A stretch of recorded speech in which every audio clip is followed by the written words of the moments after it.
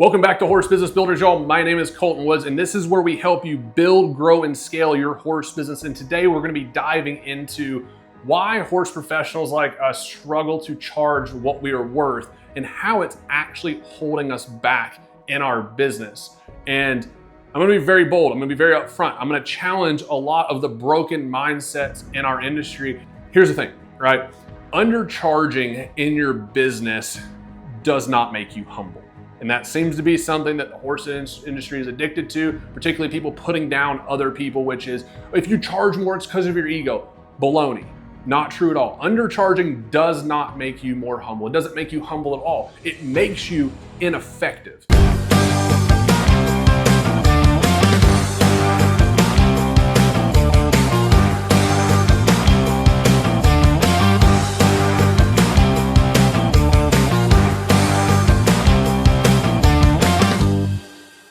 Why does this even matter, right? Because many of us, myself included, and I'm probably you too, right? We didn't start our business to get rich. And we didn't start our business to just make a living, right? It wasn't just, we didn't just decide like, hey, I'm gonna go become a horse professional just so I can make a living, right? It goes far deeper than that, right? We started our business because we love the horses. We love the craft, whether you're a farrier, a body worker, a trainer, right? In the breeding side of the business, whatever it is, you got into it because you love what you do, right? For me, that's training, right? But we also have a love for the clients. We have a love for our students. We have a love for our customers, right? The lifestyle that it brings for us and our family and the way that we get to live our life and the people that we get to surround ourselves with, right? And many of us have our goals, that whether that's with your own personal horse or if it's with your family, right? You have your future and your goals. And being in the horse industry is part of that. And that's a big part of why we're in this lifestyle. Like it's more than just a way to make a living. It's an entire lifestyle to us. And we have that passion for the horses and our clients and our students and for the benefits that it brings to our family. But if we stay underpaid as professionals, you limit your ability to have impact on all of those people in all of those ways, right? If you stay underpaid meaning below your value, right? You cannot serve your horses, your clients, your students, your family, your kids, your husband, your wife, your community, and even be able to achieve your future goals to the level that you're meant to be serving them, right? And when you undercharge, starts with your decision to undercharge, you shrink the level that you're able to serve all of those people. And that ripple effect, I want you to understand how massive that ripple effect is. It's a multiplied effect from you because it starts with your decision to charge less than the value that you're providing, less than what you're truly worth, less than, and we're gonna get into a lot of this, right? And you're charging less than you should be charging, okay? Massive ripple effect. And that holds you back from serving those that you are meant to be serving at the highest level. And here's the thing, this isn't a money problem, okay? This isn't a money problem. We're gonna talk about money, and a lot of people get all wiggy in the horse industry talking about money, right? We're gonna talk about it, okay?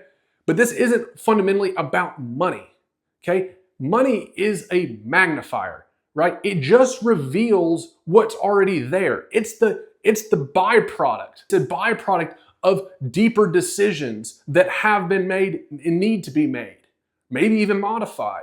But money is just the magnifier. It's the output that we can look at to go, what is going on at a deeper level? And to be able to build a profitable business, right? To be able to charge prices that are equal to the value that you're providing doesn't make you selfish, right? It gives you options. And the more options that you have, the more impact that you can make on your kids, on your family, for your husband, for your wife, for your horses, for your clients, for your students, for your customers, right? It gives you options and it gives you the ability to have a wider spread impact and a deeper impact in a very positive way. And so one of the biggest reasons that horse professionals do not actually raise their prices, I'm gonna write this one down here because this is important. Right? What do you think is one of the biggest reasons that horse professionals do not raise their prices? right off the get. And if you're one of these people like, why aren't you raising your prices? Like, what's the top thing of like, I don't want to raise my prices because I'm gonna write it down here, okay? We'll start up here. Let's see how we go.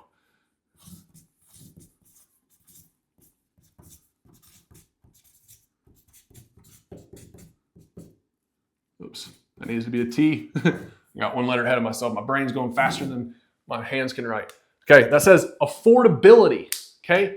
One of the number one reasons that horse professionals resist, that we as horse professionals resist raising our prices is because of affordability. And we're here to talk about the truth, okay? You guys good with that? Like, we're here to talk about the truth of what actually matters, what actually helps us build, grow, and scale our horse businesses. And there's some things that we believe that are not true. There are things that we have been told that are not true. And if we actually want to build, grow, and scale our horse business, we have to become addicted, obsessed, and committed to the truth, which means that when we recognize that I once believed something that is not actually true, you have to be willing to change your mind.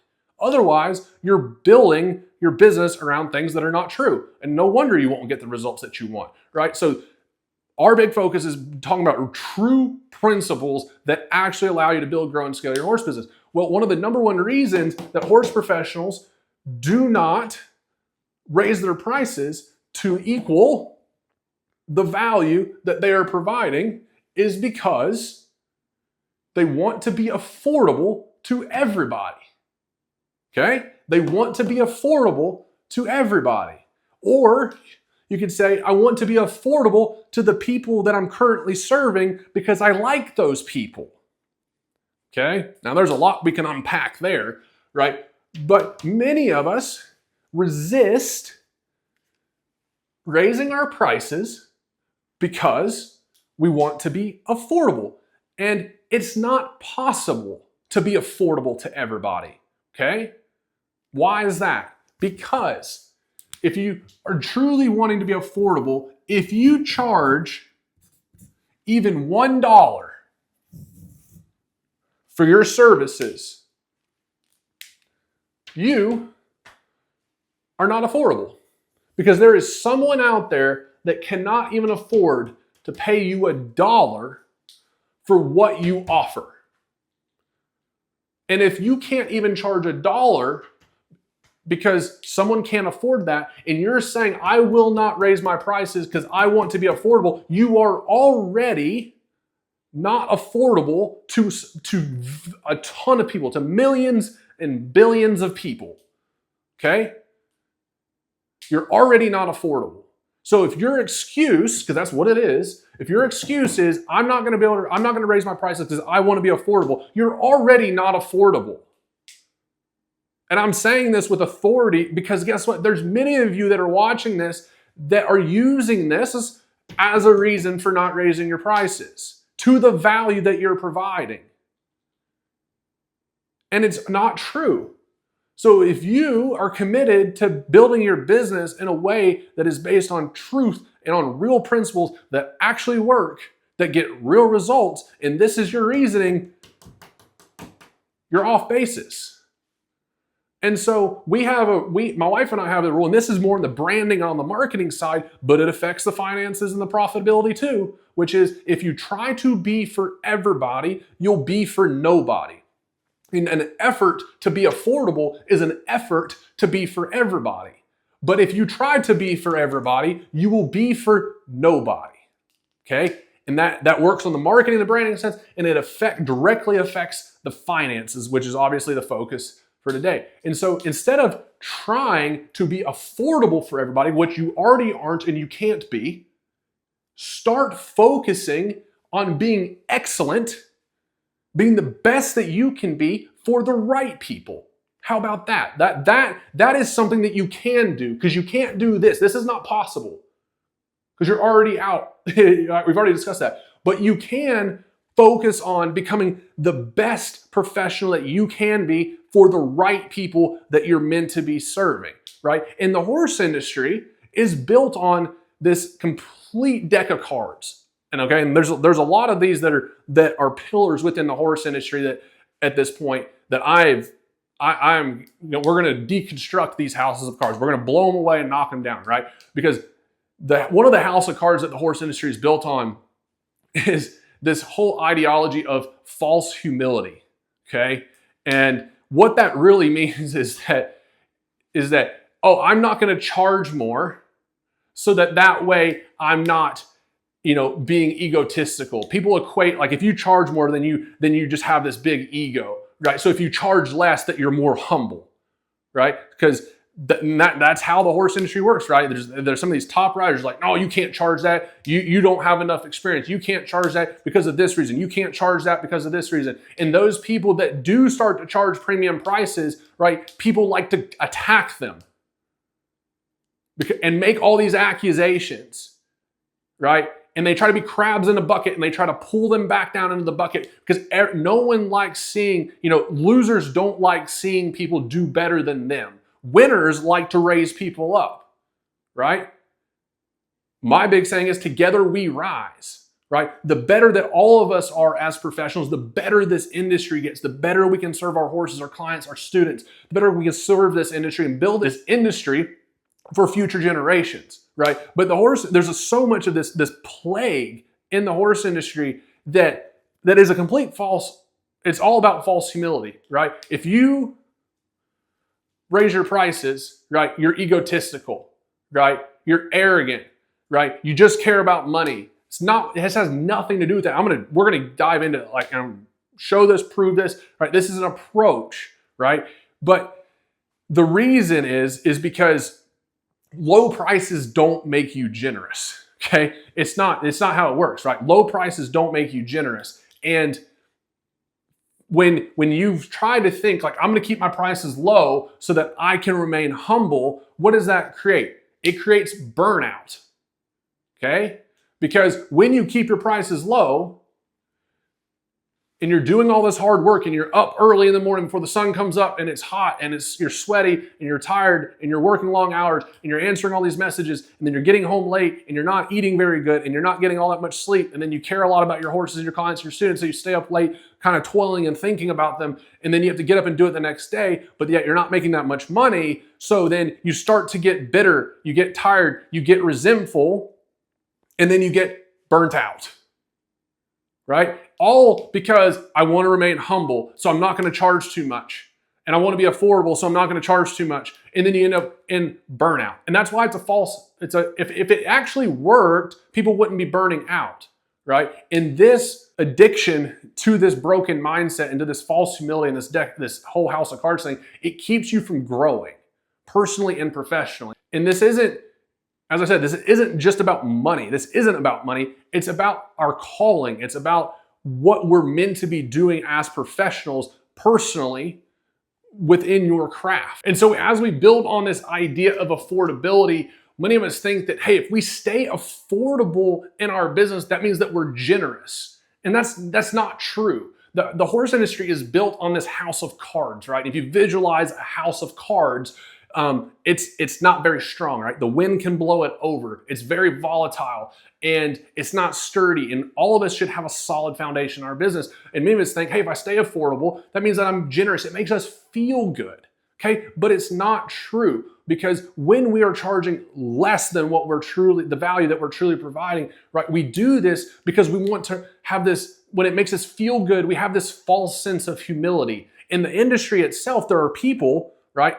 Kind of toxic people within the industry that try to spread this idea that you can't charge more and you shouldn't charge more, because if you do, you're going to get too big for your britches and you're going to be egotistical and you're doing it for the wrong reasons. You're only doing it for the money. You're not doing it for the horse. And if you try to make a really good living in the horse industry, you're going to sacrifice the horse. And all of that is a bunch of crap. That's part of the false humility. It's part of the house of cards that I was explaining just a second ago, right? Is that all of these things, all these ideas are like a card in that house of cards, and they're not true.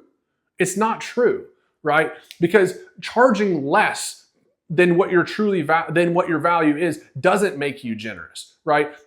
It leads to something called burnout, right? We're all familiar with that idea in the horse industry. Many of us have experienced it. And the reason is that because you get up super early in the morning, right? And you get up early, you get your coffee, maybe you guys are grabbing an energy drink, right? You head out the door, it's hot, you're sweaty, you're dirty, you're going from one horse to the next horse or one appointment to the next appointment, right? You're working hard trying to juggle all these things. You're very invested in your horses having the best of success, your clients and your students and everyone around you having a great experience, feeling taken care of, you doing a great job at what you do. You're carrying a lot of weight on your shoulders. You're toiling about it in the truck. You're thinking about it as you try to shower. You're thinking about it as you go to bed. It's a lot of weight. And then you look at the end of the month and you're like, hey, I'm not making that much freaking money. And you're tired. You're starting, and you're like, you haven't even got to burnout yet, but it starts to make you bitter. It starts to make you feel resentful, right? And as we start to feel resentful because we're looking at the amount of effort that we're putting in to the amount of the output, which is the profit that's coming out of the business, which may be slim to none or non-existent, you're like, is this actually worth it,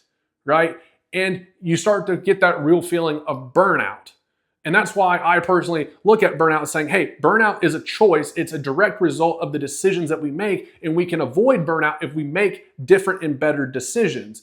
But when we focus on, when we're talking about the profitability in the business and trying to stay affordable, right? When we try to stay affordable, this ultimately keeps us from growing personally and professionally. But it's not just about the money, right? It's about our calling. It's about us stewarding what we've been blessed with. If you have one client or one horse or one person that you get to work with right now, you have been trusted to serve that person at the highest level. We are called to be good stewards of what we've been blessed with through opportunity. And many of us, think about this, stewardship is the calling to serve at the highest level. That's what being a good steward is. If we think about a shepherd, right, and he's taking care of these sheep, right? You don't want to be a half-ass shepherd. Just kind of halfway does it. That one looks okay, but I'm not going to go check on it today. No, stewardship, stepping into real stewardship, being a real servant leader in your business is about doing that at the highest level. And so when your business actually generates a profit, right, it gives you the ability to have this ripple effect throughout there. You're able to reinvest in your education, to increase your value, to increase your ability to serve your horses, your clients, your student, your family, and everyone around you at the highest level, right? You're able to hire support, right? You can hire an assistant or hire someone to help you. You can hire someone to help you around the house, right? Hire somebody to come clean the house or somebody to weed eat or something, right? But you do that when you're able to generate a profit. Then you're able to improve your facilities or improve your tools, right? The better the tools you have, the better the facilities you have, the more reliable a truck you have. That allows you to be more reliable, allows you to be more consistent, allows you to serve those that you've been trusted to serve at the highest level. You're able to build a sustainable business. And that's important, right? Because if you're only building your business for a season and not to be actually sustainable, right? You're limited on how many people and for how long you can actually serve those horses and those people. Versus building a sustainable business is part of being a good steward, right? And also, some of you guys might be thinking, you might have this in your vision of building something that lasts even beyond you, okay? And that, I know that won't be applicable to everybody, but that's also part of being a good steward, is building something that lasts far beyond you. And there's a lot of angles that you can look, a lot of lenses that you can look at that through, but we're all called to be the best steward. Why? If you're not going to commit to being the best that you can be at what you do, to be the best, and it's not about you versus the next guy, right? It's being the best version of you, being the best horseman that you can be, being the best farrier that you can be, being the best professional in your craft that you can be, to provide the best services, the best experiences, right, that you can for those around you. Provide the best life for your husband, for your wife, for your kids. That's all part of the stewardship and the purpose that we're meant to be able to fulfill, that we're called to fulfill, right? And so profit allows us to serve others at the highest level, right? Profit is not the enemy. Right? And that's what we're trying to generate here. We're trying to actually build a business that generates profit. It's not the number at the top of your tax statement that matters. It's the number at the bottom of your tax statement that matters. And many people like to demonize generating a profit. It's not an enemy, right? Profit is the engine. It's the fuel that allows you to build, grow, and scale and serve people at the highest level. Because when you're profitable, you can serve at the highest level. You're able to reinvest in all those ways that we just talked about. You're able to actually help the right people who will utilize the work that you're doing. And this is a huge one because many of us know the feeling of when we're working with clients and we do the work and we know that they're not going to do their end. They're not going to do the subsequent work that needs to be done to sustain the efforts that we put in. You can look at this from a farrier standpoint that is working on a horse that maybe has a lameness issue. And they're saying, hey, I'm doing all that I can do as the farrier, but the owner is not going to the length to actually support the horse in the other ways, whether that's be a supplement or body work or better physical routine or better lifestyle routine or actually doing the hoof care on a day-to-day or a week-to-week basis. And then the farrier's like, I'm basically doing this for nothing. And I've experienced that as a trainer, right? Where people send their horses into training, they don't work on themselves, they take their horses home, they barely ride them, and then the horses revert back. It's exhausting mentally and emotionally. And we all experience that to some capacity in our realms, right? But when you actually focus on building a business that attracts the right clients, you have your pricing equal to the value that you're providing, you are able to, and we're going to talk about this in a little bit, get the leverage in your business to focus on serving the right people. And then it's fulfilling and it's sustainable and it's profitable and it has a much larger impact. But the other thing that we're able to do, because many people want to stay affordable, so I'm going to help anybody that's watching this that wants to be affordable to other people. What's more affordable than $1? Free. And guess what? When you are running a profitable business and you have profit gives you options, and you can choose which people you want to work with and which people you don't want to work with. And you understand that you're not going to be affordable to everybody, and you have a profit, and you have financial freedom, and you have time freedom, right? Which we'll continue to talk about and dive into throughout this. When you have those things and you've earned those things because you've built a business with a solid foundation and you're actually focusing on the right things in your business, you have time freedom and financial freedom, and you can do work for free. You can give back to people and not charge them anything because you don't need their money, because you already have clients that are paying you what you need to be paid. And they're happy to pay you. So the people that can't afford you, you can do work for free if you wanted to. You can donate that money. There's so many ways that you can, but you have the leverage to go do work for free. But horse professionals that have not built a profitable business, okay? And you'll agree with me if you're in this position now and if you don't have your prices where they need to be and you're strapped for time, you can't afford to do things for free because you don't have the time. And if you're going to use the time, you need to be making money with that time, right? But when you build a profitable business that's focused on serving other people and you get financial freedom and time freedom, you're able then to do work for free because you have the time and you don't need the money, right? And that's a very powerful thing. And so I'm going to draw this out for you really quickly, and then we're going to break this down here, okay? So there's two paths that we can pick from, right? It's a fork in the road. And we can go this way or we can go this way, okay? And this is going to be path 1 over here. Path number 1, we got path number 2. And I mentioned earlier that everything starts with the decision, right? And the fork in the road that we have, what do we have to do here? We have to make a decision, okay? Everything in our business starts with a decision, okay? And so we have to decide, okay? The decision that we have to make here is on path number 1 is, and this is what we would decide to do.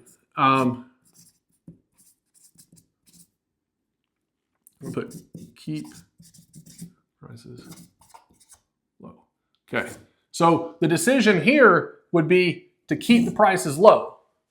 Okay, the decision on pathway number 2 will be to charge based on your value. Okay, so charge based, I'm gonna run out of space, but that's okay. Based on value.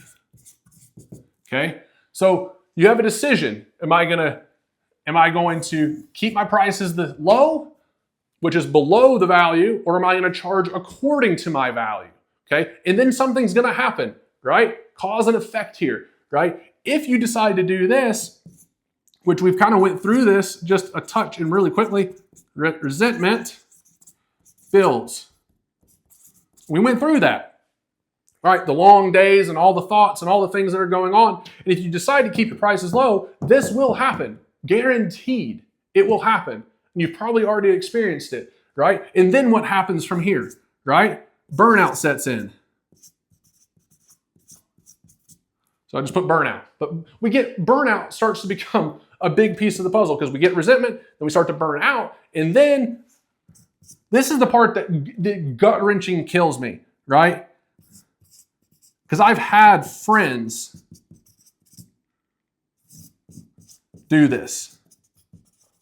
Some have come back, some haven't come back. Okay? They consider quitting. You consider leaving the thing that you absolutely love doing, that is connected to your purpose. You're passionate about it. It's connected to your purpose. You know this is where you're supposed to be, is in the horse industry, and it's part of who you are and where you're supposed to be. And so they consider quitting. And our industry is in a position now where we need more qualified professionals in such a bad way, right? And some of the best people consider quitting because they made a decision to keep their prices low, okay? But before I get too far ahead, because we're gonna dive into this a little bit further, but on this one, right, if you charge based on your value, right, then what happens from here? It's cause and effect. If you charge based on your value, you're able to create real profit. Okay? You create real profit. Okay? That's really, really important, right? And then this gives you the ability to reinvest. They're able to reinvest, okay? And when it reinvests, you can put /improve. Like that's an option there, right? You're able to reinvest and improve. So you charge based on your value, you create a real profit, you're able to reinvest and improve, and then this gives you the ability to attract better clients. Okay? One last step here, right? But now that you've invested and you're improving your business, right? And that's a very wide definition here because this goes a lot of angles. Then you're able to attract better clients, and then you're able to expand impact and freedom. And some people will find this controversial. I don't know how you will find this controversial because this is just fact, okay? Right? Is you charge based on what you're worth and where your value is, you generate a real profit, you're able to reinvest and improve, you can attract better clients, right? And then you can be able to expand your impact and your freedom all the way through here. But here's the thing. Let's go back over here to path number one just here for a second, right? Which is if you make the decision to keep your prices low so that you can be affordable, right? If you decide that you're going to do this, right? Then this creates a struggle loop, okay? This is a loop that a lot of people live, right? The problem is that when you try to stay affordable, you're working with clients that buy based on price, not based on the value that you're providing, okay?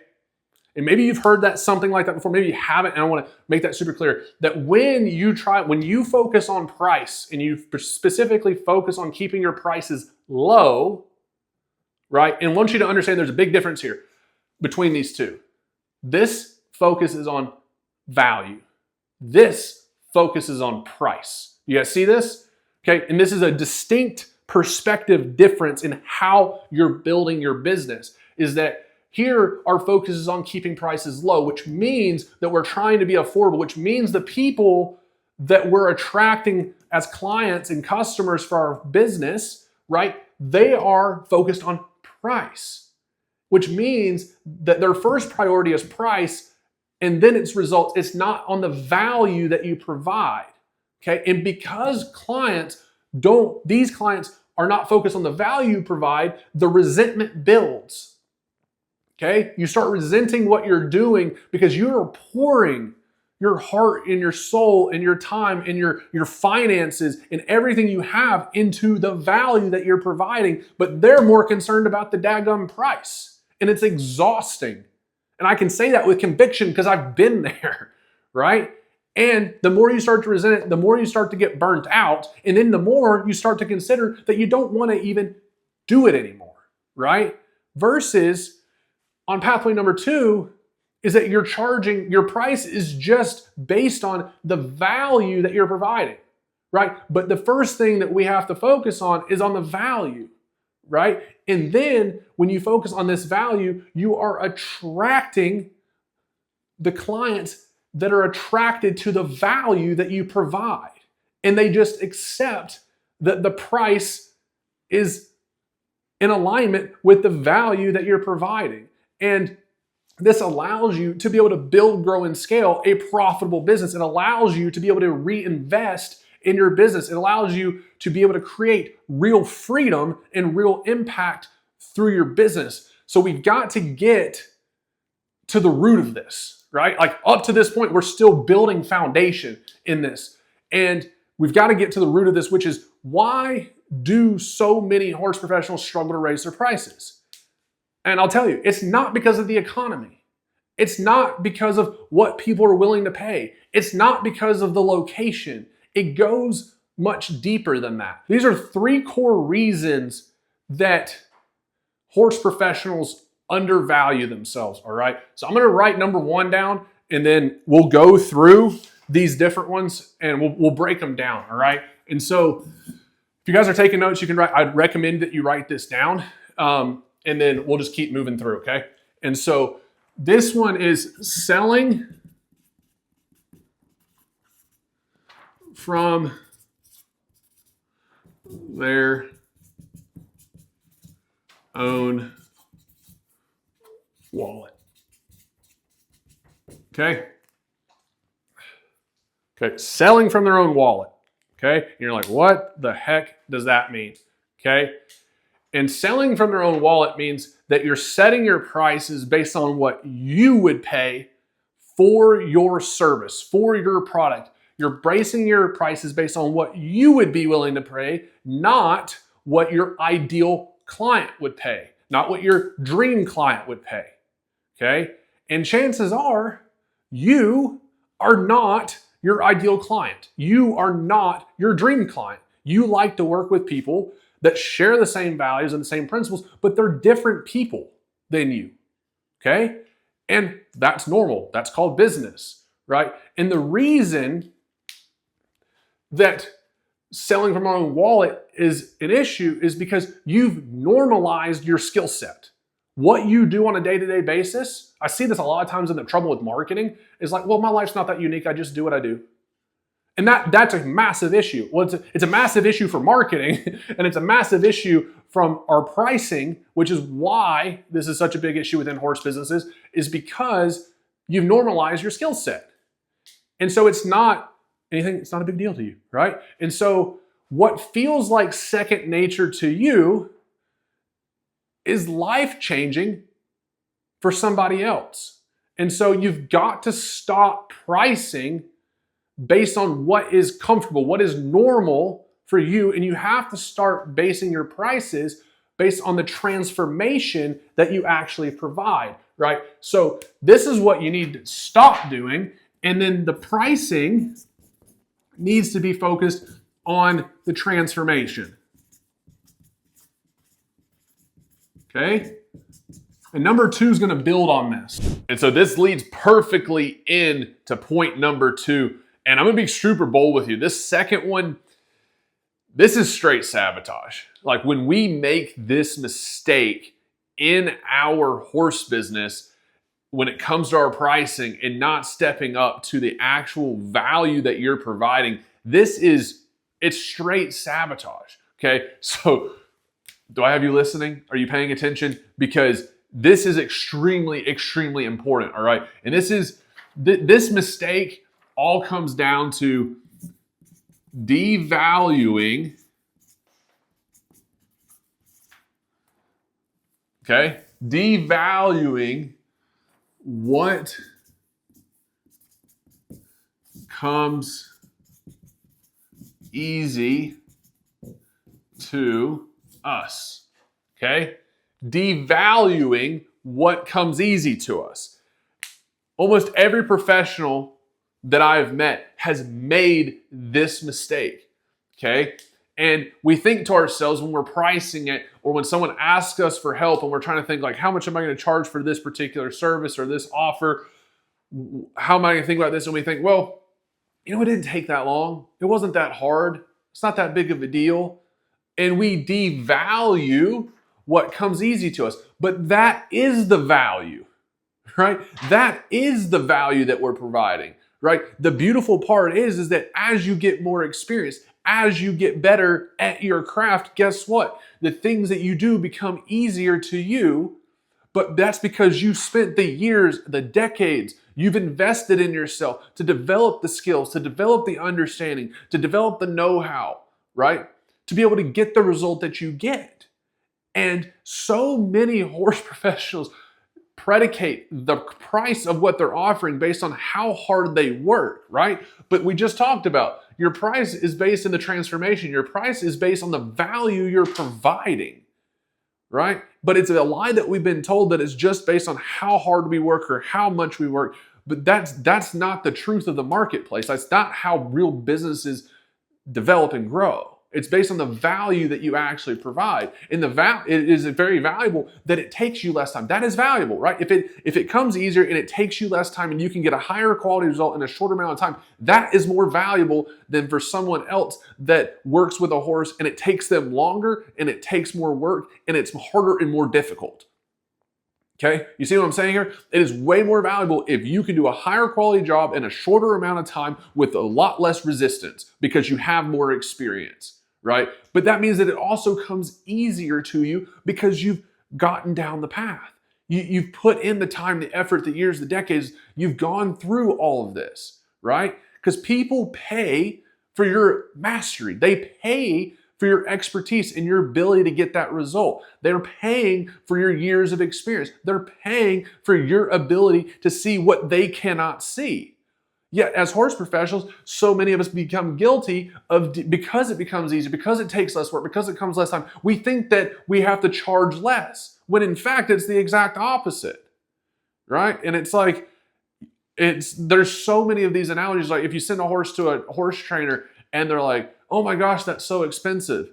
If you're going to go send it to the best reining trainer, the best colt starter, the best whoever, and you're going to pay premium prices to send that horse to the best professional, right?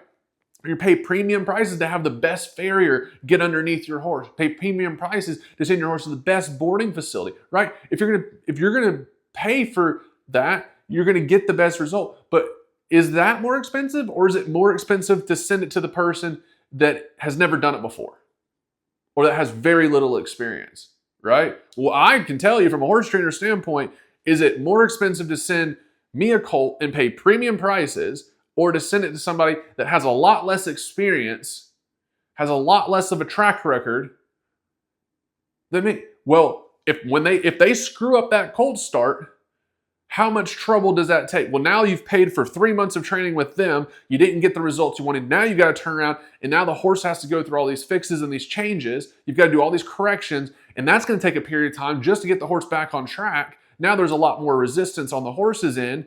Now it takes more time. Now the owner has to pay more money. It's always less expensive to do it right from the beginning. And it's a lot easier on everybody, the owner, the horse, everybody. And that goes for boarding, that goes for farriers, that goes for trainers, that goes for saddle fitters. If you're a really good saddle fitter, guess what? What's the cost of your client trying to save some money to send it to somebody that doesn't really know how to fit a saddle, but they've rode in different saddles, right? Well, they could lame their horse up. They could cause muscle atrophy, right? They could cause vet issues. They could have to hire all these chiropractors and all these other body workers to go back and fix what's going on, right? You can have nerve damage, have long-term damage, right? Like there's all these things, right? It's extreme. I'm trying to help you understand that there's extreme value in the things that you find easy, right? That oftentimes is what makes it more valuable, because you can step into your value with confidence, with authority, with boldness, to be like, hey, I can confident. You can still be humble about it, but you can be confident. Like, this is what I'm able to help you do, right? And one of the best things is stay in your lane, right? Know what you do well and do what you do well, and don't try to get outside your lane too much, right? No, go learn, go expand your knowledge, but like stick with what you do really well. Stick with what you can provide the most amount of value to people with, and don't be afraid of that. But don't get into this it's a complete self-sabotage, right?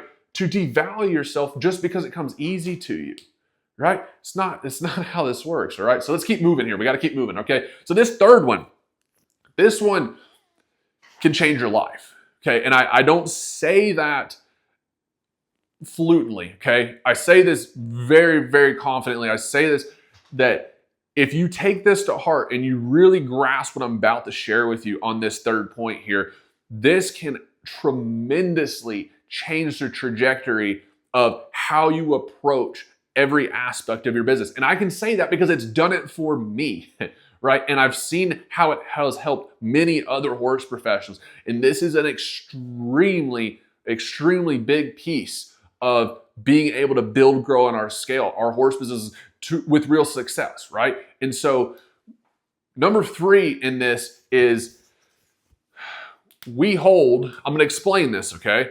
Right? But this is a big issue that many horse professionals have. And frankly, I've dealt with this, right? I just want to be very bold with you. I've gone through this myself, and I've had to recognize this, build the awareness, develop the understanding, and then figure out how to fix it, right? And then realize that if I can fix this piece, this can fix a lot of the problems that I face in my business, okay? And it can do the same for you because it's done the same for a lot of other people. So number 3 is that we hold a backwards belief system.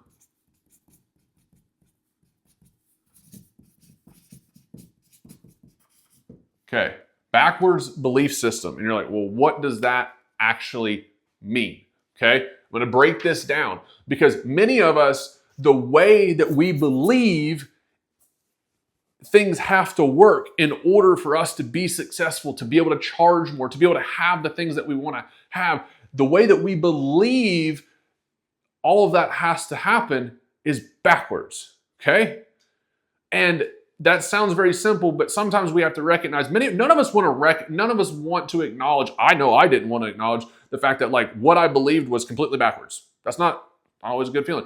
But if you actually want to move forward in life, if you actually want to progress, if you actually want to fulfill your fullest potential, if you actually want to build your business to the level that it's supposed to be so that you can serve the horses, the clients, the students, and the people in your family and everyone around you to the level that you are called to go serve them, sometimes we have to recognize that we have the wrong perspective in life. We have the wrong belief system, and that is holding us back, right? Because many of us believe that once we get to a certain level in our skills, once we have certain things, once I am successful, then I can have a deeper belief in myself, right? But many of us are guilty as horse professionals because many of us get paid to solve problems, right? That entrepreneurship is the game of solving problems for other people. And so we become very, very critical and very aware of where our problems are, or where the problems are in our business, or the problems are in ourselves or with our horses, right? And we know all these areas because we spend all day focusing on what the problem is and what needs to be better, right?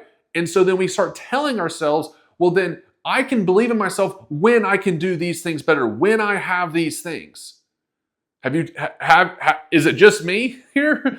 Or have you maybe been in that same bit? Because I know that I'm like, hey, when I'm able to have, this type of facility, when I can get to this point, when I can have this truck, or when I can have a better arena drag, or when I can have better tools, or when I can have higher quality horses, or when I can have better clients, then I can start to feel like I can believe in myself, right?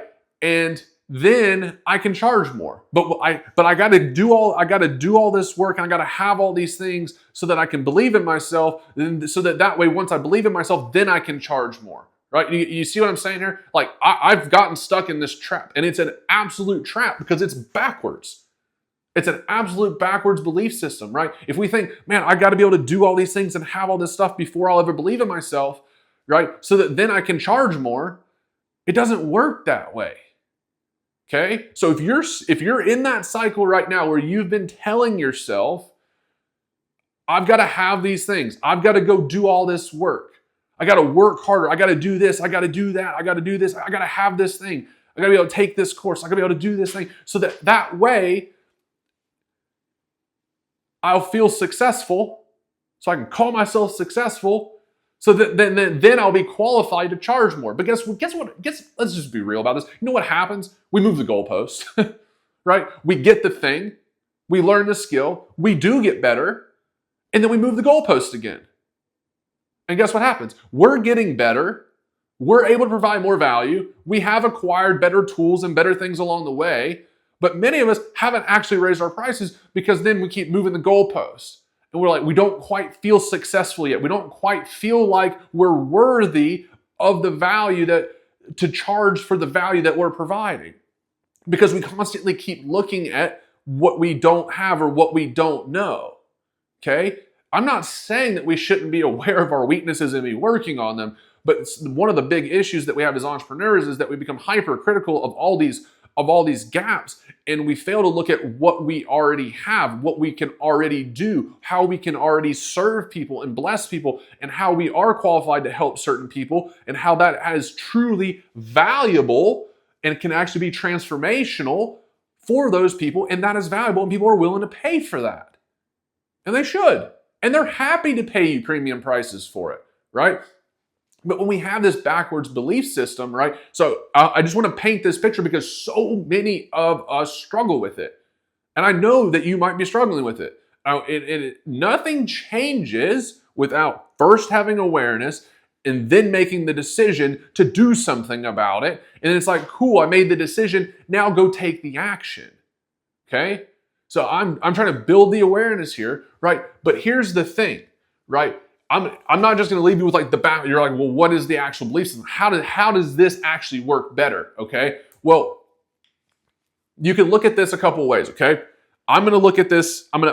We can approach this from a biblical standpoint, and we can approach this from a logical standpoint. Guess what? It works in both realms. So if you're here and you're like, hey, I don't share the same faith, I respect that. Okay.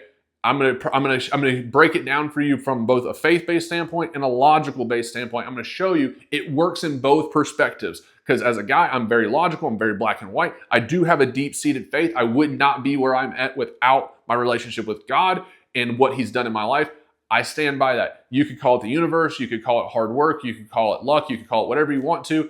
I tend to call it God, okay? But you can look at this from logical and faith-based. It works both directions, all right? And so if you want to look at this from a logical standpoint, and then we'll put faith down here, okay? So we got logic, we got faith, okay? The faith formula to having a strong belief system is be, do, have. Okay? Be, do, have. Okay? You could look at this from a logical standpoint and say, believe, action, or act. Let's put action, right? And then you can have the results, right? And you can look at this as the results. Okay? Doesn't matter however you want to break this down. Okay? This is from a faith-based standpoint. God told us in Genesis, go be fruitful and multiply and then have dominion over all the critters of the earth, right? And have, right? But be, do, have, right? Which means that first you have to believe, right? You have to believe so that you can go do, so that you can have, okay?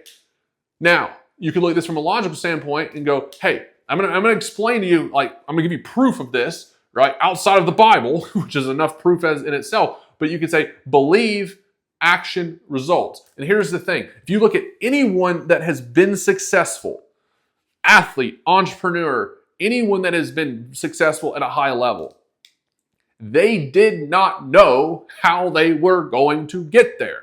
They did not know what it was going to take to necessarily get there. But guess what? What was the first thing that they had to do in order to get started? They had to believe it was possible. Okay? They didn't have it all figured out. And I was just on the phone yesterday with a good friend of mine who were talking about big life decisions, and the constant thing was, just got to figure it out, just got to figure it out. And it's like, fundamentally, we don't have to have it figured out, especially if you have faith, right? But the first thing is you have to believe in what is possible. You have to believe that this is the right thing to do. And so no matter what, if you want to be the best baseball player, the best farrier, the best horseman, whatever it is, you have to believe that you can become the best version of yourself. And you're like, okay, I believe that I can be successful as a boarding facility, as an entrepreneur, whatever it is. Okay, it starts with that level of belief. All right, y'all, very quick intermission. I never do this. I don't like doing this, and I have a reason for it. But to make it worth your time, don't skip ahead, because I'm going to be back to the video before, you're going to miss part of the video if you try to skip ahead. So here really quickly, we do a free live class that is completely focused on getting your freedom back in your business. It's about getting your time freedom, your financial freedom, and all the frameworks that you need to know. It goes even deeper than what we're going into even on this particular video, but it gives you the chance to get your questions answered from me, right? I try to keep it with the comments as best I can, but sometimes they get lost in the rift. We have a lot going on. So that free live class is the best place for you to go to get your questions answered. And we put the link down below, or wherever it is, wherever you're listening or watching, that you can find that link in the description to save your seat. Now, here's the thing. Those of you guys that are watching on social media, watching on YouTube, you'll notice that there's some different notes up here behind me. Full transparency, we lost the footage to this part of the video. So I'm here, we're gonna go back through this, and we're gonna catch up to what the notes are behind me. But the thing is with business is, like, sometimes things happen, right? And we just pick up, we keep going. And I always kind of tell myself to keep myself sane that, hey, if we lost that part of the footage, maybe it wasn't good enough, right? Maybe that part, we were meant to lose it, and now we've got to go back and just redo it. So we're gonna pick right back up here, guys, because what we've been talking about, right, is the belief framework and how society has it backwards. Right? By the way, go click that link down below and save your seat. The society tells us that we have to have the things to do the work so that we can become successful, so that we can become the horseman, so we can become that version of ourselves that we're meant to be, right? And it's completely backwards, because I've already said this, but if you look at the most successful people, they did not just have the end result, right? They didn't start at the end, right? They got to have the things because they did the work, but before they could do the work, what they have to do, they had to believe, and they had to become the version of themselves that they needed to be so that they could do the work, so they could have the things, right? And you can look at this, and horsemanship and business is so connected, right? When I'm teaching horsemanship, I always tell people, it's not just what we do with our horse, it's how we do it with our horse. What we do with our horse develops the skills. How we work with the horse develops the partnership that we have with that horse. And it's not just what we do, it's how we do it. Because at the end of the day, you can only get so far on mechanics and on tactics. Business is the same way. You can try to run the strategies, but if you lack the belief, if you lack the how in your execution, guess what? It's like trying to bake a cake and you just have average ingredients. Okay, I bet you could go get a dessert from a fast food restaurant. You could go get a cake from a fast food restaurant, a cake from a grocery store, and a cake from a 5-star chef, a Michelin star chef, right? And guess what? It's the same thing. They all have chocolate cake. And I imagine if you give them even the same type of ingredients, how they go to making it will drastically impact what they have. But guess what? The 5-star Michelin chef, his how is his ingredients. It's how he's going to make it. it's the type of ingredients, the quality of the ingredients that he's putting into baking that cake. Well, the entrepreneur's cake is our business, right? And it's not just what he's doing. It's not just that he's making a cake. It's how he's making it, the order in which he's doing it, the belief, right? It's an art form to that 5-star Michelin chef versus to the fast food restaurant. It's just another styrofoam looking cake that somebody's going to spend money on, right? And it's probably going to make them sick, but that's another conversation, right? So it's really important that we understand that it starts with us. And here's the honest truth with this is that you guys are like, this is going to go deep, right? I'm going to go there because here's the thing is that if I can teach you all the tactics, I can teach you all the strategies, right? I can help you build all this awareness. But if you do not commit to becoming the version of yourself that you need to become so that you can do the work that you're called to do, so that you can have the things that I believe that God has planned for you to have, then none of it works. It doesn't matter how many strategies, how many tactics, how many YouTube videos, how many podcasts you listen to. It doesn't matter. Because in order for us to become the version of ourselves that we have to become, guess what has to happen? We have to sometimes recognize that we had our belief system wrong. And this is what most people don't want to do. None of us really want to go out there and admit that we were wrong. It's not fun to say, hey, I've been living my life by a broken belief system. Okay? But if we actually want to get ahead, if we actually care about reaching our fullest potential, serving the people that we're called to serve at the highest level, we have to be willing to admit that we were off track at times. And then we can admit it, we can have the awareness, hey, I was off basis. Okay, I have the awareness. Then what has to happen? You have to go from the awareness to make the decision, right? Make the decision. I was off base, so I'm going to make the decision. I'm going to make this change.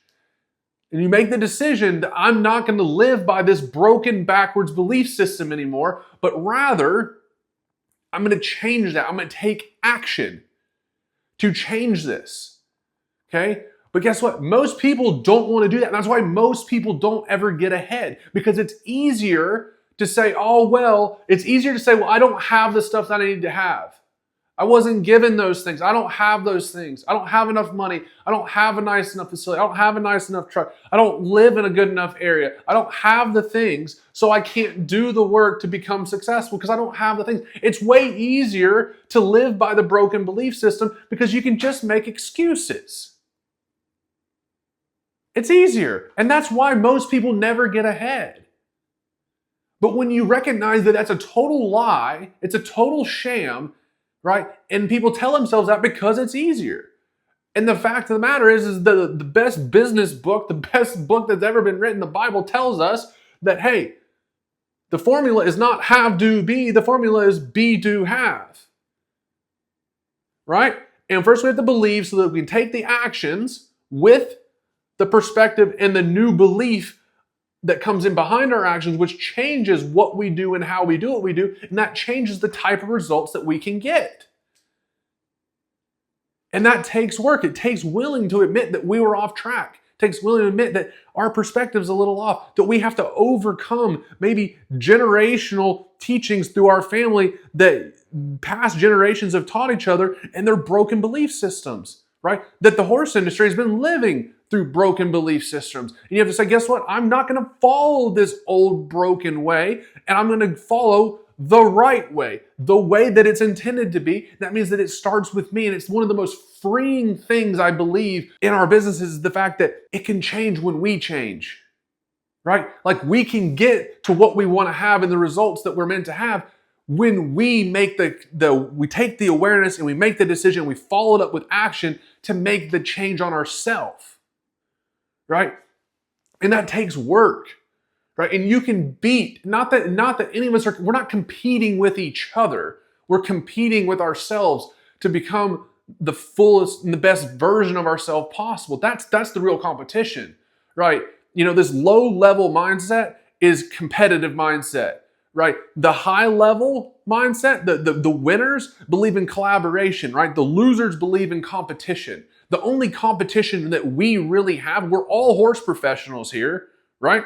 The only competition that we really have is with ourselves. It's with the version of you in the mirror. It's you today versus who you were yesterday. And are you expanding your belief system? Are you challenging yourself to become better so that you can do more to serve the people you're meant to serve, so that you can ultimately have more resources, so that you can deploy those resources to go serve more people, right? I could spend hours just talking about this, because without the commitment to becoming the version of you that you need to become, none of the rest matters, right?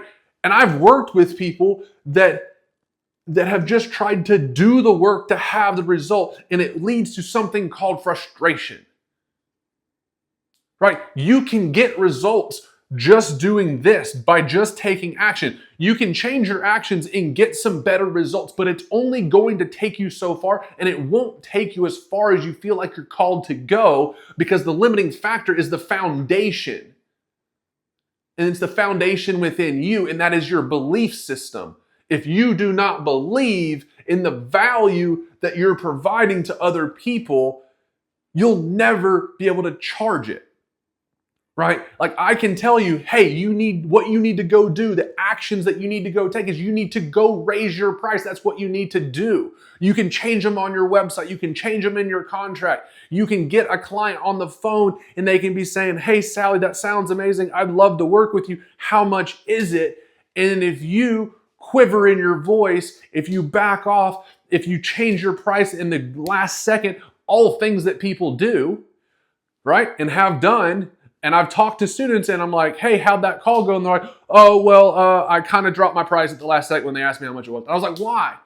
And they're like, I don't know. I just was afraid they weren't going to pay it. Because they didn't believe. Right? You can do the things, but if it lacks the belief, it lacks the how. Right? And this means that we got to work on us. And you're in control of that, right? Like by saying, I don't have the things, that's, you get to blame external factors. But that's not it. That's the loser's mentality, right? You got control over you, and when you change you, it changes how you do what you do, and it can change what you end up having and the results that you end up producing. It starts with you, right? And this is why winners don't judge people that are behind them, and they don't try to put people down that are behind them, because they know how hard it is to get to the results. They know how much change and how hard and how much work it is to work on oneself individually and to constantly self-audit, and how much work it is to end up on this side. And winners know that the formula works this way and not this way, right? So I could spend another 2 hours just going into this, but this is one of the most important concepts and principles that has radically changed my life. When I started understanding this, and not just like, I mean, I've always been personally very dedicated to self-development, but when I started seeing how this was a true principle to success, and success being reaching our fullest potential as individuals, it made things way more clear. But you've got to commit to it, and you've got to work on it intentionally, right? And so I'm going to share this with you, right? And the fact of the matter is, that passion, that purpose that's deep down inside of you, whether you believe that you were just born with it or whether you believe that God put it inside of you, I tend to believe the latter, but it doesn't frankly matter, right? That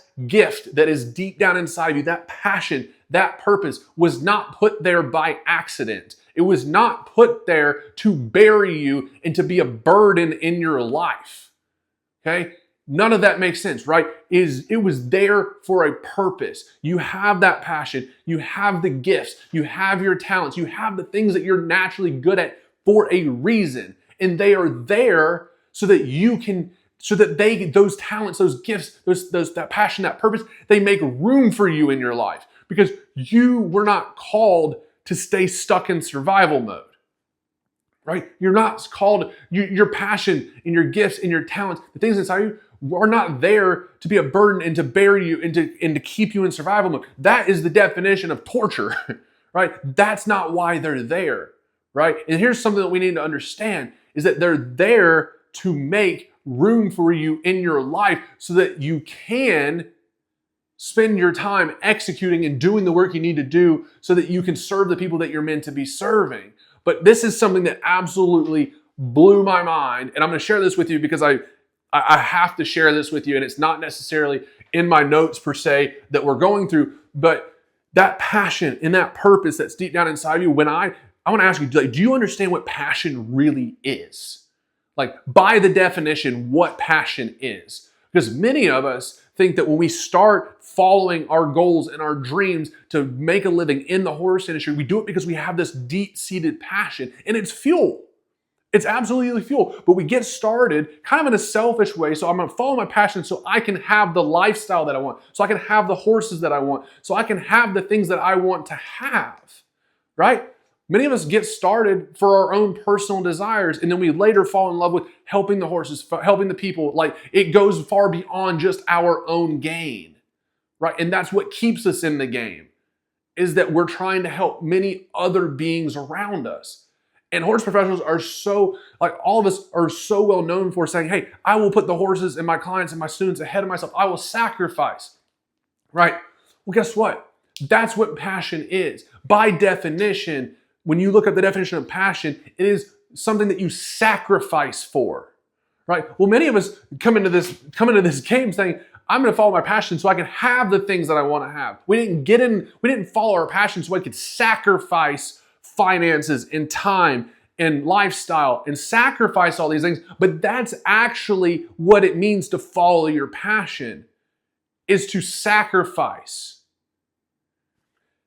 And I tell you, personally, it wasn't until a little bit ago that I knew that, right? I was like, here's the thing. When you follow, like, when we know that there's going to be obstacles, we know that there's going to be struggles, we know that it's going to be difficult, right? If anything, the horse industry does I think it's a terrible thing of painting how dim and how little light there is for it to be a good thing to follow a pursuit in the horse. And many of us had people that tried to talk us out of it more than talking us into it. Right? And our industry needs more qualified professionals than we ever did before. And there is the ability to build a very successful horse business that builds you the lifestyle and the time freedom and the financial freedom and what you are meant to achieve. It is there for the taking, right? But we have to build a real business, which is what I'm trying to help you with, right? But the idea that it's not possible, so when some of us start to get this little glimpse of hope, we're like, oh, at least there is some hope, right? But when you follow your passion, you're committing to the sacrifice. You're committing to the suffering. You're committing to what you're going to give up, okay? But we're not called to stay in that. And that's the point that I really want to drive home, is that many of us stay in the struggle far longer than we're supposed to and than we need to, because so many of us are addicted to working hard. Right? And I'm all about working hard and working smart. But sometimes we are so addicted to working hard that when we stay addicted to working hard, that we think, hey, I've got to, and I might end up getting ahead of myself here, that the more I charge, the more I have to give. And that's not how this works. And we're going to get to that in a minute, right? But this is so important, because there's this false belief in the horse industry that struggling is righteous. And it's not. It's not holy to stay broke. It doesn't make you more humble by staying broke, by struggling to pay your bills. It doesn't make you righteous or holy to be burning out, right? You cannot lead well and you cannot serve well when you are operating from a place of lack, okay? It's not possible, right? But when you build a business that it allows you to serve other people and you can lead from the front because you have the resources that you need to have, time and money, right? Taking care of your health, right? So that you can serve those around you, then you can lead from the front, right? And this is not like, I've said this already and I'll say it again. It's not about money. It's not about getting rich, right? It's about having the resources so that you can fulfill the purpose that you were put here to do. So you can fulfill your purpose to go serve the people that you're meant to do, right? And so we're going to catch up to the note that's here behind me that you guys would have noticed, which is this is a business principle that when I learned this years and years ago, and it's extremely, extremely powerful, okay? So what's written up here is those that pay attention, okay? Those that pay attention, right? And we're here pursuing the truth, pursuing real principles that work in the best of times and the worst of times, which means they have to be put through the test, right? And that's what my whole objective is, to share with you real business truths that help you build, grow, and scale your horse business, right? So this stuff isn't really debatable, right? That's my goal, is I'm giving you such solid information and if you could call it wisdom, I don't know, right? I don't know how, I strive to be wise, right? But I'm just trying to share with you what I know works. It's based in real principle and it's delivered real results for people that are just like you. I'm right there with you building a horse business, right? I'm trying to share with you what works. So those that pay attention. Okay, well, what does that mean and how far does it actually go? So there was, I shared this meme a couple of years ago, and you guys might remember seeing this. I didn't create the meme, I just shared the meme, and I got a lot of pushback. I mean, they called me all sorts of names. They unfollowed me, they got really upset, and I was like, holy dang, it was just a meme. I thought it was funny, right? But I didn't just think it was funny, it was true, okay? And so it was a little white meme, and it had black text on it, and it said $500 client.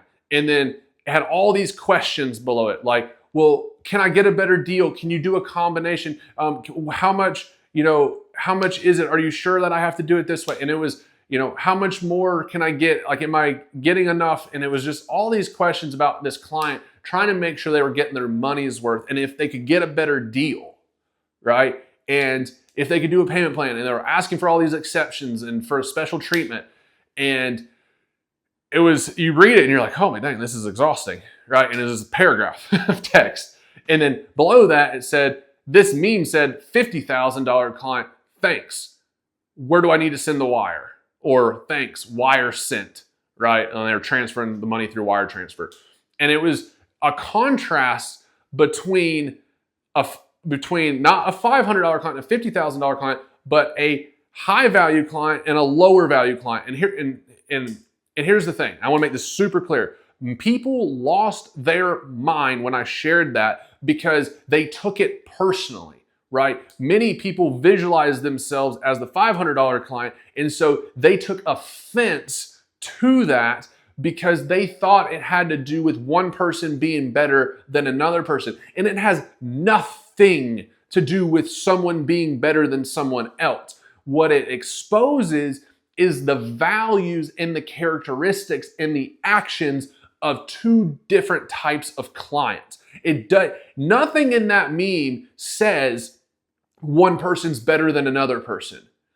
What that meme exposes is the buying habits and perspectives and actions between the two different clients, right? And so here's the thing. It is easier to sell to a $10,000, $20,000, $50,000, $100,000, $500,000 client than it is to a $500 client. And one of the biggest reasons that it is, I'm going to wrap this back into this principle here in a second, but one of the reasons that it's easier to sell to someone who's going to spend $50,000 with you versus $500, and the numbers are arbitrary. It's just it's just about a gap. Okay, it could be a $7 thing, it could be a $27 thing, it could be $197, it could be $500, right? It's just relative, right? It's about the people that are spending the $50,000. What are they focused on? I'm gonna start on the $50,000. So if they're the high ticket buyers, right? They are focused on the transformation and the value that they're getting. That is what they're focused on. Their very first priority is, am I getting what I need? Is this going to get me the results or the transformation that I need? And if the answer is yes, they pay for it. So it's result and transformation first and value first. then the money follows behind it, right? And their thought process is, okay, if that's what I'm getting, of course, then I just pay whatever it is because it's worth the value. Okay? Versus your lower ticket client, they're not thinking about the value, they're thinking about the price. Okay? And I often say that they're price shopping. So for them, they're thinking about the price first and the value second. So to them, when they're thinking about the price first, they're thinking about what they're losing. Versus the client that's spending more money, they're thinking about what they're gaining. Okay? And this is consumer psychology differences, and it exists in every different buying decision in the world, right? And so those people are thinking about, this is gonna cost me. This is what I'm gonna lose. And therefore, they have all these questions to make sure that it's worth losing the money that they're giving up. They're not looking at it of, I'm gaining a transformation, I'm gaining this value, I'm gaining this result. They're looking at it as, I'm losing this money, and is me losing this money worth what I'm gonna get in return? So it's a reverse perspective, right? And the reason they look at it differently is because they have a different belief system. They see the world differently. What they believe changes what they do. It changes how they buy, right? And because they have a different belief system, it changes their actions, and therefore they have different budgets because they have different belief systems. I can do a whole video on how poor people, middle class people, upper middle class, and wealthy people see money differently. If you guys are interested in that, you can let me know, because they all see and use money differently. Okay, and that's what that meme exposes, right? And it also exposes that people on the lower tier are extremely emotionally volatile, right? And you didn't hear from the $50,000 people that much, right? Because they have better things to do.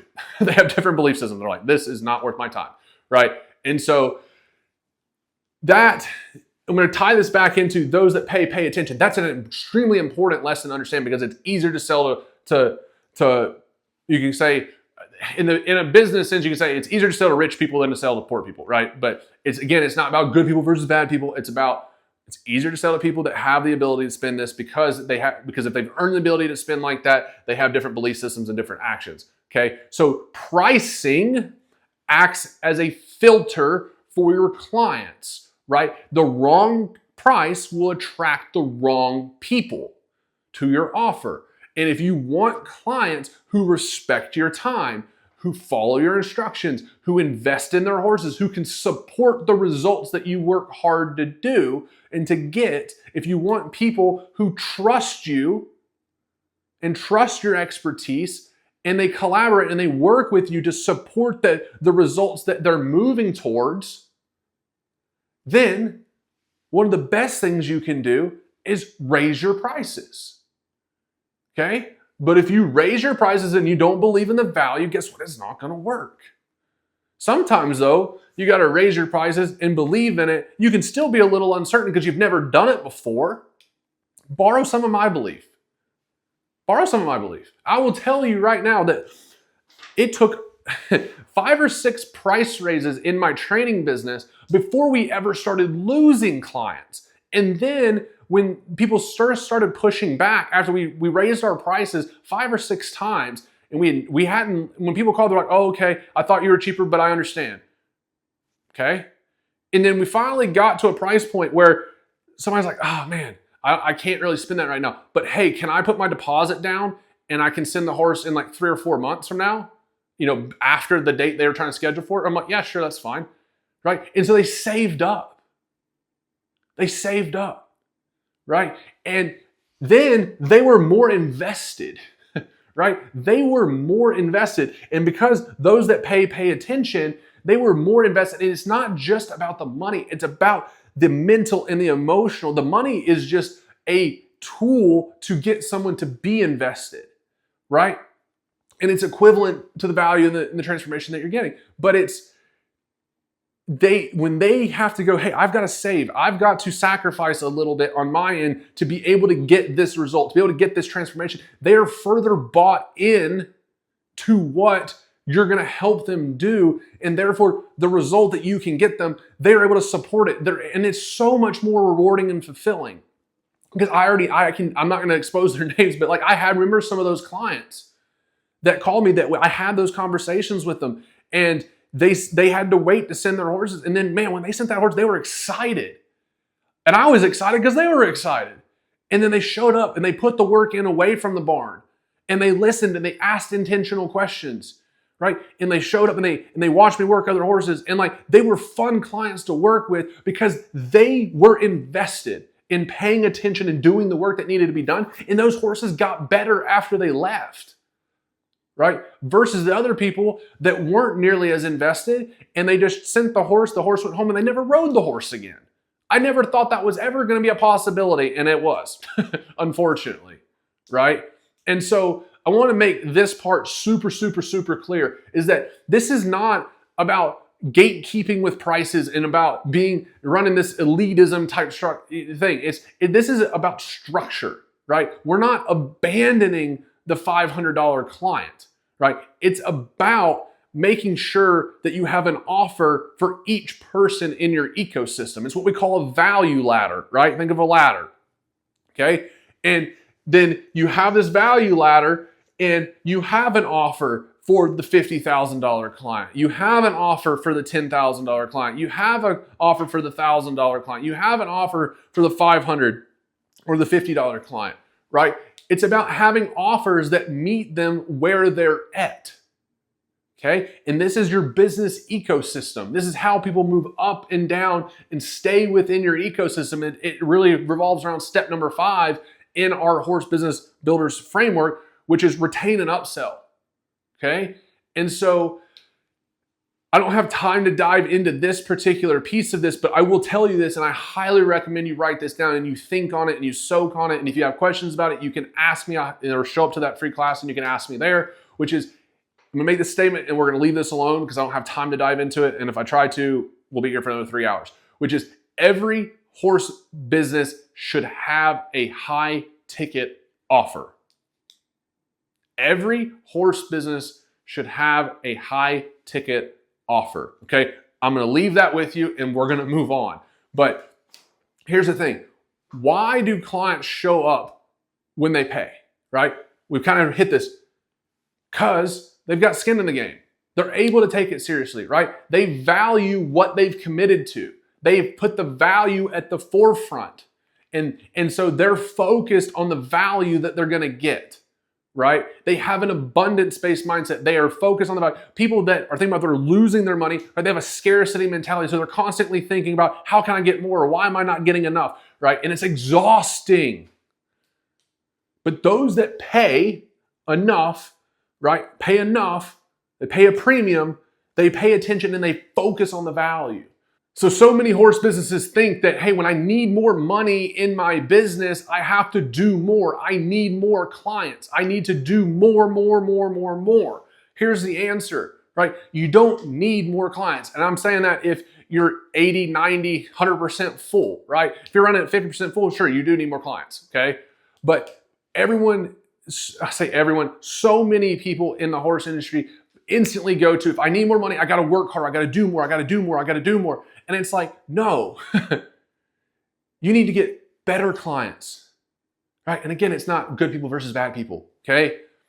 You need clients that buy and are willing to pay for the premium transformation, the premium value that you're providing. And this would be like 3 little money signs, high dollar, right? You need clients that are more aligned. You need clients that are more invested, that you need clients that are easier to serve, right? And you attract those through clarity, by being confident and by pricing your products or your services accordingly, right? That $50,000 on that meme, it says wire sent, right? They didn't ask a bajillion questions because they're focused on the transformation and the value. They're easier to serve. They're way easier and they're way more enjoyable to serve. They're not nearly as exhausting, right? And that there's 3 phases of building business. It's attracting the right clients, right? You need to get leads. You got to close them. You got to do your sales, and then you got to deliver the thing that you deliver through your product or your service, right? And the nice thing is that you can simplify this by attracting higher level clients. Your sales process becomes much easier when you focus on those types of clients because either they want it or they don't want it. They just need to be clear on what they're getting in terms of transformation and result. They need to know that you're confident in what you're offering, and the pricing needs to be equivalent to what they're getting. Because those types of clients, it smells funky to them if something seems super premium but it's extremely cheap. They're like, oh, that seems off, right? Premium clients expect premium prices. If they see high value program, high value service, high value product, they expect a high value price, right? So the pricing has to be accurate. They need you to be clear. They need you to be confident in that. And then the delivery is way simpler because high value people, they don't want more stuff. They want to know that they can trust that you're going to get them the result that you said that you could get them. And they're focused on the value first and the price is secondary. And so the delivery becomes way easier. Way easier. And I'm pressing on this because so many people that have not gone through this before think that if I raise my prices, I have to do more. And it's like, no, simple scales, fancy fails, baby. It's a little quote from Alex Hormozy. When you raise your prices, it's about doing what you do better and simplifying it and not cluttering it and being more clear. If it's not clear, if you try to get fancy, it gets confusing and confused buyers don't buy. But if you focus on being clear and you're confident and you believe in what you're capable of and you believe in what you do and you believe in the transformation you can provide, and you believe in the value you can provide, and you price your things accordingly, life gets a lot easier. Easier. I didn't say it gets easy. I just said it gets easier. Okay? Because now you have an abundance of resources coming in. Right? You're not under the gun. You don't need more clients. Right? You need to focus on the right clients. Okay? Because then as you get this running, this allows you to build a profit into your business. And what does profit do? Right? When you have profit, you can buy your time back. Right? You can delegate. Maybe you don't have to work with as many clients, so you get your time back. Right? You raise your prices 20%, you can work with 20% less clients and still have the same amount of money coming in. Okay? You can have your time back. Right? You can hire people. It's like kind of buying your time back and delegating, right? There's multiple ways that works, right? You can invest that profit into the growth of your business, into your personal growth, professional growth, into the growth of your business, right? You can invest it in a lot of ways. You can invest it inside the industry, outside of the industry, but you can fuel your growth because you have that financial resource, right? You can do work for free, right? You could offer free services to those people that can't afford these premium offers. You can offer something like a weekend kids lesson if you were a boarding barn or a trainer or someone that likes to teach, or maybe you're a farrier and you like to teach young kids that want to learn about what it means to be a farrier or whatever it is your craft is. You could do a youth, once a month on a Saturday morning, you host a youth deal and parents can bring their kids out for free because you don't need their money. And it's like your community service, right? Because you don't need their money. And then that means when you don't need their money, you can choose who you serve and how you serve them. And that gives you freedom, right? And then you can take that profit that you've generated and you can give it back. You can give it back to the local community. You can give it back to organizations that you believe in. You can take your wife to a nice dinner. You can take your kids on a cool vacation. You can make a birthday party special or Christmas or whatever it is, but you're able to give, right? You're able to give. Because you focused on the value you're providing and then you let everything else fall in alignment with that. But when you are operating from an empty bucket, right? When you're constantly struggling, you can't give. You can't grow. And you cannot serve the way that you were actually meant to, right? And this is all about you being able to step into your purpose, step into your mission so that you can give, so that you can grow, so that you can serve the way that you were meant to, right? And so I try to emphasize this because some people get so funny about money. Money is just a resource. Profit is just a resource. It's an abundance that allows us to reinvest and to do the things that we're meant to be doing. It's not that we're chasing money, we're chasing the service and the mission and serving people, and the profit is what comes from that, right? And when we have profit, profit gives us what? It gives us options. And when we have options, we can generate far greater impact, right? Profit's just the tool that we can use to go create a far wider impact on our family, on our friends, on our local community, on our horses, our clients, our students, everyone around us, right? And so it's the mission that we're focused on. It's not the money that we're focused on. And I'll reiterate, I'll dive into this, right? Because it has to be super clear, because this is the belief system, right? This comes down to what we truly believe, and it's that you don't charge more money because you're greedy, right? That's what the media and all these people try to push, is that these companies make all this profit because they're greedy, and they believe that it's at the expense of other people, and that's not true. And the people that say this junk are not business owners. They don't understand what actually goes into it, right? So I'm probably preaching to the choir here, because when you focus on building a profitable business, you're able to serve more people in a more meaningful way. You're able to do incredible things, right? And you don't charge more money because you're greedy. You charge more for your business. You charge more so you can make more profit, so that you can actually do more, right?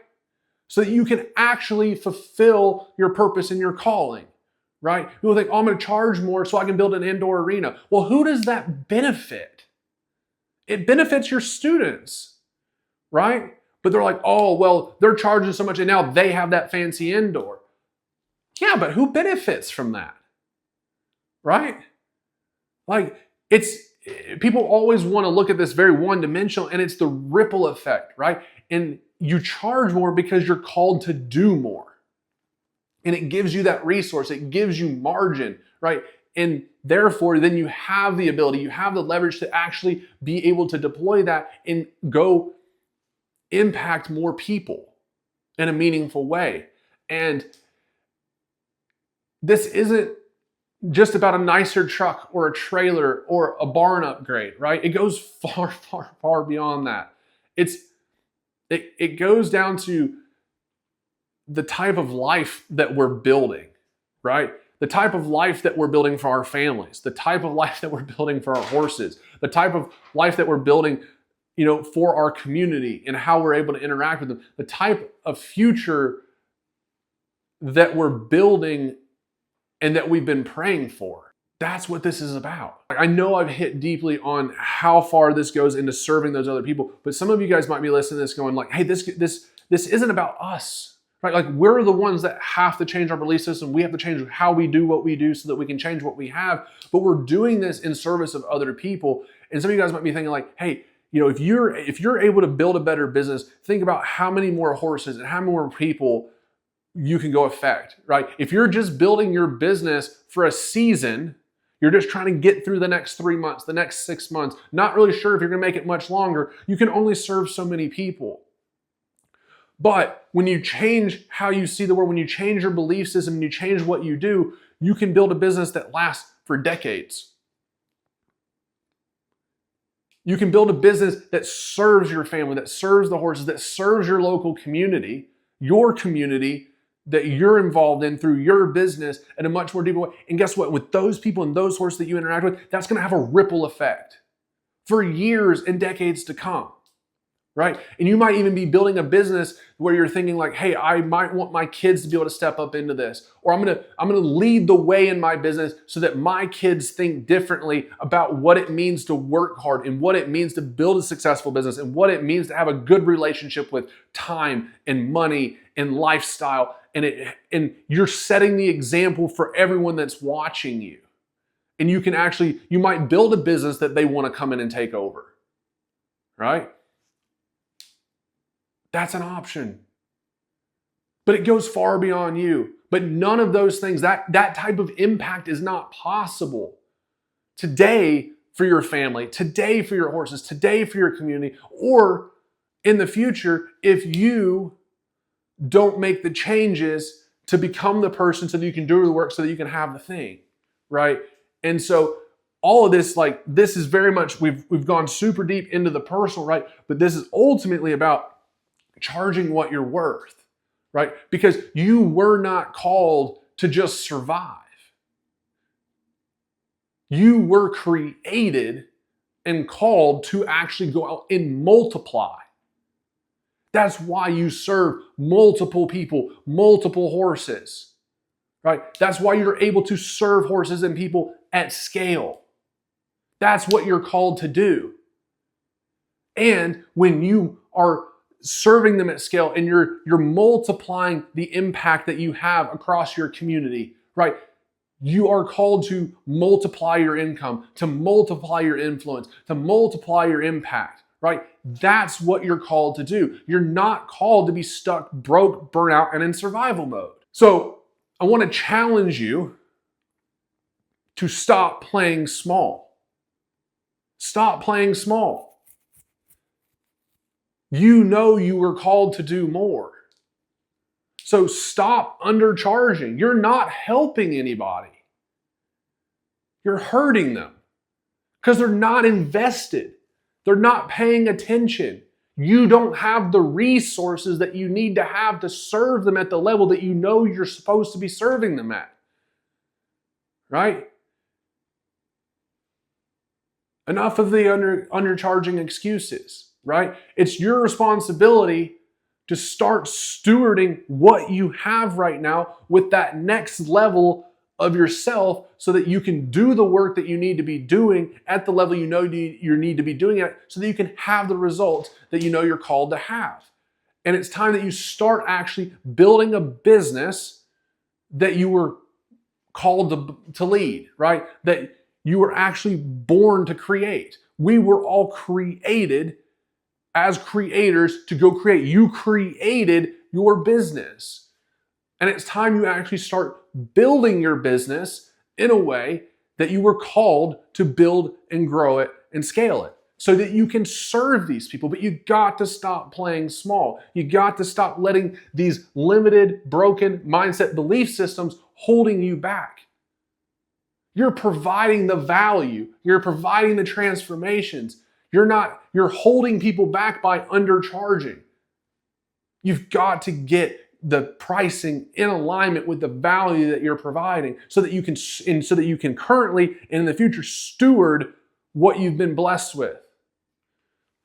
So I mentioned earlier that we do a free class where you can get your questions answered. And I would imagine that if you made it this far, you probably have a few questions. So again, that link is down below somewhere around here where you can sign up to join me. That whole web class, guys, it's live, it's free, and it's completely based around getting you the freedom in your business and through your business, using your business as your vehicle to serve people, to get the freedom that you want and you know you will need to have in your business, whether that's time freedom, financial freedom, and all of that. We go deep into that, and I'm going to answer your questions. So you can go click that link, and I will look forward to seeing you there. If you took something away from this video, I would love for you to share it in the comments. Let me know what stood out to you, what was helpful to you. I read them. We use them to create future videos. If you want to see more like this, let me know. I really appreciate y'all being here. If you haven't hit the subscribe button, hit the subscribe button, sign up for that free class, and we'll see you guys on the next one.